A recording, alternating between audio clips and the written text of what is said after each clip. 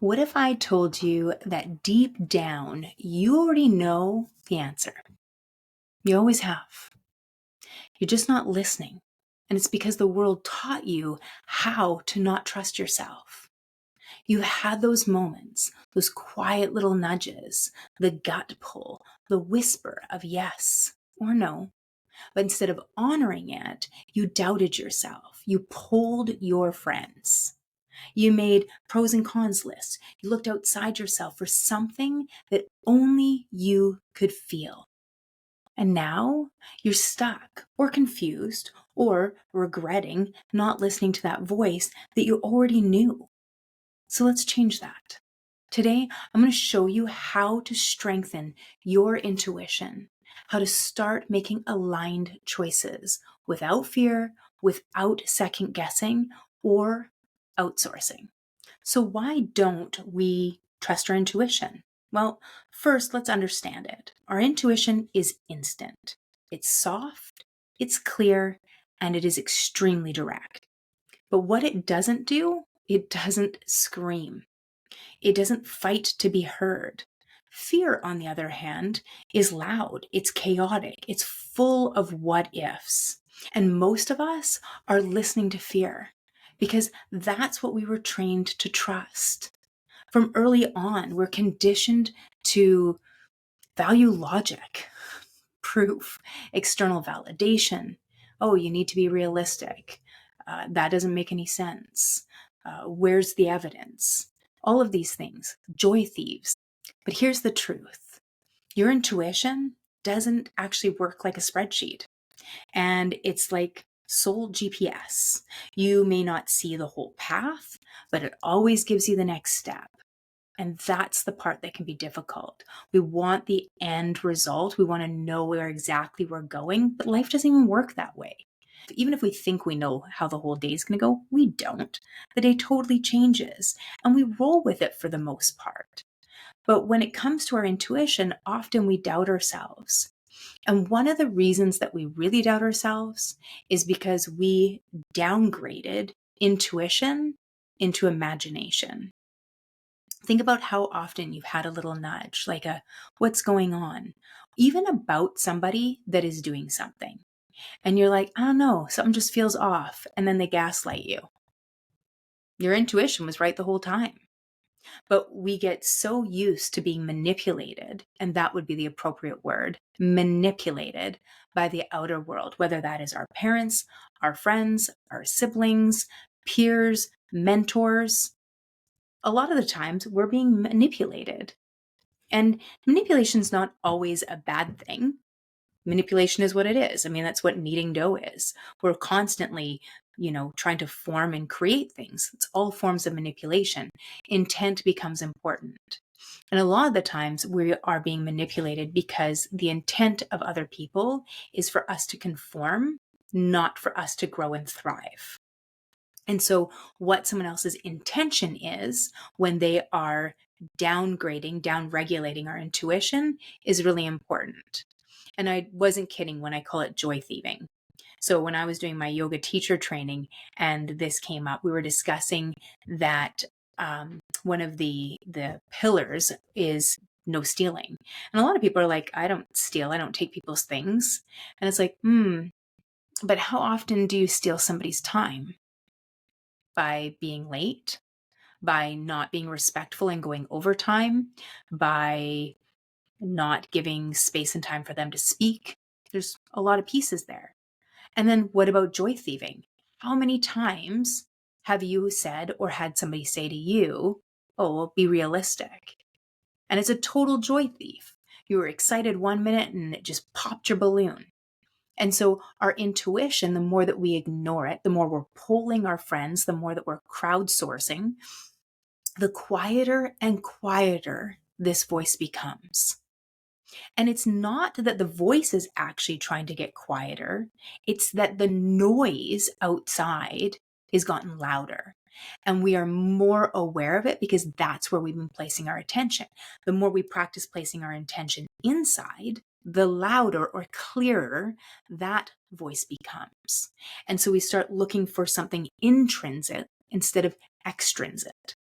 And I know you felt it that time that you ignored your gut and then later said, "Oh, I knew it." Or, that wasn't hindsight. That was your intuition that you didn't trust. So, how do we strengthen our intuition? Well, the first thing that we do is we start to clear the noise. Your inner knowing can't speak through that chaos. And it's stillness where the intuition thrives. So we can find different aspects or places where we can get this stillness. It can be within breath work, it can be within meditation. It could be sitting in the car in silence before heading inside.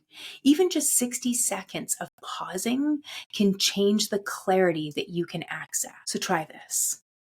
Ask yourself a question, one that you've been trying to figure out an answer to. And then take a nice deep breath. And what's the first image, body sensation, or inner yes or no that you feel? Try it now. That's intuition. And you can practice this over and over and over again until it becomes so second nature, that relationship becomes so intimate that we can really get fast with how quick we can be in flow with this energy, with this aspect of self. 2, we want to listen with our bodies. Intuition doesn't just live in your mind, it lives in your cells. And so aligned choices, they feel light, they feel open, they feel really grounded. And when we have a misaligned choice, these start to feel tight or tense, and they can be draining. We feel kind of constricted. So I want you to try this. Think of a time when you felt truly aligned. Just notice what that feels like in your body. Just bring it to mind now. And as you notice how it feels in your body, I also want you to notice your breath. Notice how it feels to breathe as you think of this time where you felt fully aligned. Great. So now keep that, put that into a pocket. And now I want you to think of a time when you made a choice that you regret. We've all got them. So take a moment. What's a choice that you've regret or you have regret about? And bring it to mind. And I want you to notice what that feels like in your body, your chest, your abdomen. What does it feel like in your head, your face? Now notice your breath. Maybe it's shallower. Maybe your chest is tighter. What's happening? Notice where all of these things show up in your body. That is your compass. That is how we know what direction to move in. And 3, we want to stop asking for permission. Every time you second guess, you pull or explain, you chip away at your self-trust. You're not here to convince others. You're here to choose yourself. So try this. Next time you want to crowdsource a decision, ask, what does my gut say? Get quiet, get into that stillness for a minute. It might take 3 rounds of box breathing or relaxation breath or water breath, and even 4-4 count. In and out through your nose. Ground into your body. What does my gut say? And then act. Don't wait for approval from other people. And don't get me wrong, this can be extremely difficult, especially if we're used to not only asking other people's opinions and crowdsourcing, but also if they're used to it. So if I have a bunch of relationships and they're really used to me asking them and them being involved in every decision I make in my life, then me suddenly making decisions all by myself is going to upset them. They're going to feel like they're being left out of things. And you created that habit, that cycle, that pattern with them. And so it might take a bit of time for them to get used to you not asking their opinion. And that's okay. Let them be uncomfortable, just as you let yourself be uncomfortable and do it anyways. Lean in This is the most important relationship you can have in your entire life. It is an aspect of you that is the divine.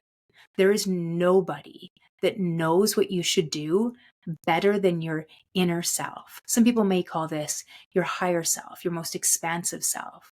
Some people will also call it your deepest self. But that aspect of you is always there, and it knows the answers to every question you have. It's just that we need to try and reestablish that relationship so that you can hear that voice more clearly.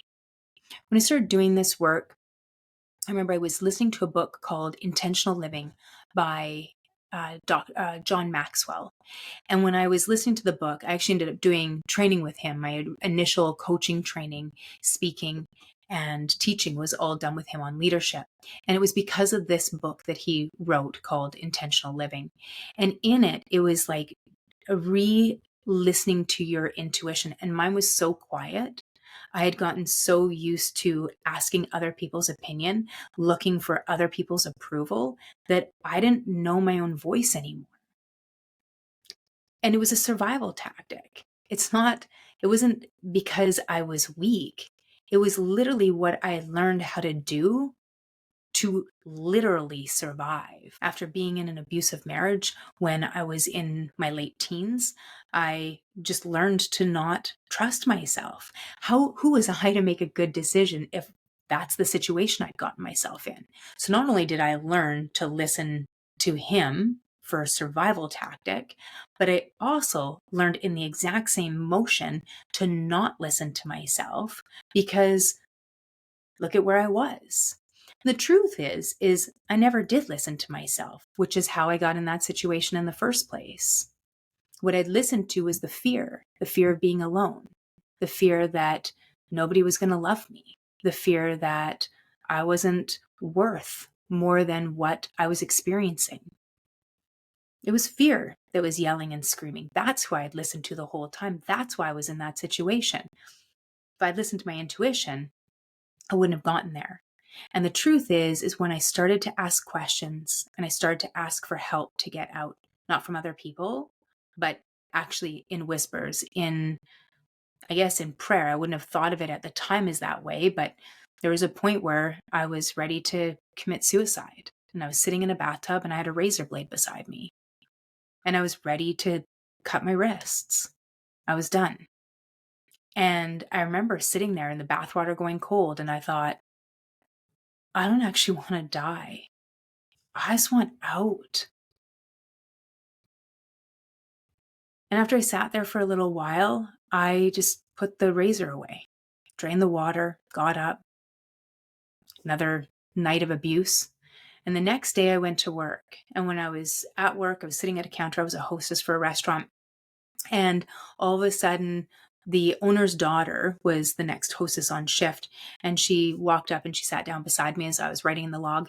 And she said to me, "Can I ask you a question?" I was kind of focusing on my writing in the log, and I'm like, "Oh, yeah, sure." And she said, and I think I'm 20. I'm not very old. And she said, "I'm curious, how long has he been beating you for?" And I was so involved that I just answered the question. "Oh, this is the day after we got married."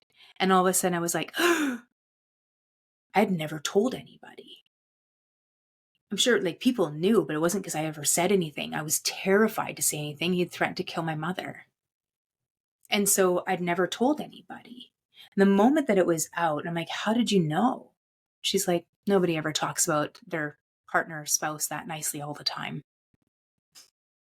And she noticed it because her friend had been in an abusive marriage or a relationship. And so she started to recognize the signs and she saw them in me. But that was like, I don't know, less than 24 hours after that bathtub incident.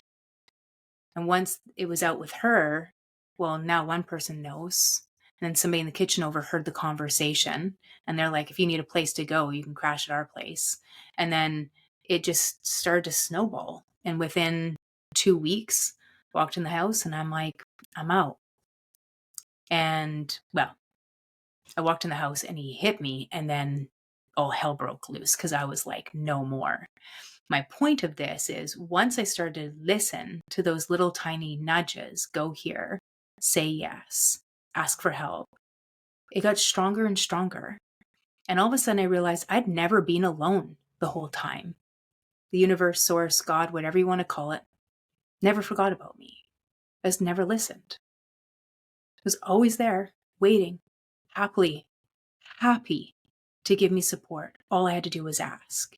Now, in my defense, at 20, I thought if it was going to help me, it would be by him dying. I did not realize it was going to have to be by taking the great, big, huge step of walking away and trying to escape an extraordinarily abusive situation. And so all these little pieces are here for us. There are ways for us to get out. There are these little tiny opportunities that we don't know. That's a pretty severe situation. But over the last 30 years since I got out, because I'll be 50 this summer, it has been this incredible experience of reestablishing the most beautiful, intimate relationship with my soul. And the more I put effort into that relationship, the more powerful it becomes. And the more in flow I am with what I'm supposed to be doing, with my purpose, with who I should help, with what I should say. I don't have to think of all of it. Because if I take that breath and pause, source flows. And we each have access to that. It's not somebody that's special. We all have it. So I want to share an intuitive activation exercise with you today. So I want you to close your eyes, unless you're driving. I always have to make that little caveat.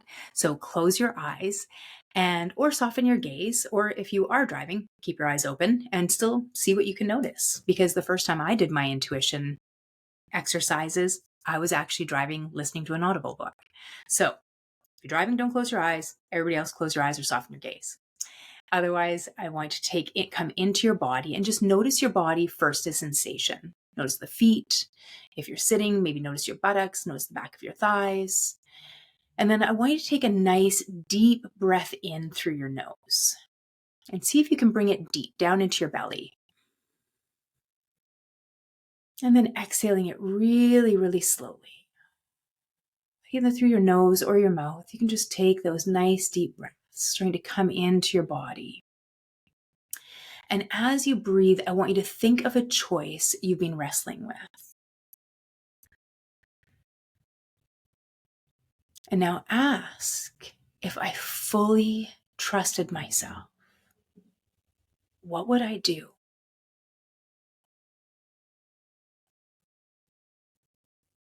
Just let the answer come. And whatever shows up before your mind jumps in to argue and to start justifying or being realistic, that was your answer. So find that first answer, and that's the one that we want to go with. And the more that you practice this, the louder that your intuition becomes, your inner guide. And so, and it's not, again, because it's stronger, it's because you finally got quiet enough to listen. All the chaos is still going in the world. You're just not giving it your awareness. It's always been talking. You just weren't giving it your awareness. So this is the place that we want to come into. This is the place that we want to give our attention to, our awareness. So intuition itself is a skill. It's a relationship. And the more that you trust it, the stronger that it gets. If you want more of this, my podcast is launching on April 18th. I am putting the actual dates out there now as we come forward. So it's going to be there, and it is called Sovereignty Rising. And we are diving into healing, self-trust, boundaries, personal power. And so you can go ahead and subscribe so you don't miss the first episode. You can stick here where it'll be on Spotify. And I am super, super excited to do this journey with you guys. So on April 18th, we'll be dropping the first episode of kind of what to expect. And then I'm also going to be putting 4 full episodes out. So you have a bit of content to play with. And then we'll be dropping those episodes each Friday. I'm super excited. For the first little while, they will just be like this. They'll be just me talking with you. And I really would love feedback. So if there's a topic that you want me to talk about, if there's a question that you have that you just would like some clarity on, please do not hesitate to reach out to me. You can join my mailing list from practicalspiritualismco.com. And if you even just reply to my newsletters, then I will get them and I will reply back to you. So any questions there? You can also join the Awakening Circle, which is my private Facebook group. And it's a space where we can have these real conversations. It's also a place that if there's a topic that you want me to touch on, that we can go there. And I go live in my Facebook group every Thursday. I will be continuing to do these YouTubes as well every Tuesday. And I'm also going to start doing some YouTube lives as well. So there's lots of different ways to get this content. So please subscribe to this channel for our weekly soul tools, our nervous system healing, and energy mastery. I'm so excited. Please drop a trusting myself in the comments if you are committed to your inner wisdom this week. If this video has brought something up in you, please like it, share it, and hit subscribe. Because your intuition, it's not just guidance. It is your power.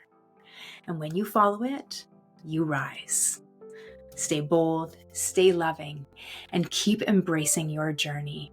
I will see you in the next video. Brightest of blessings.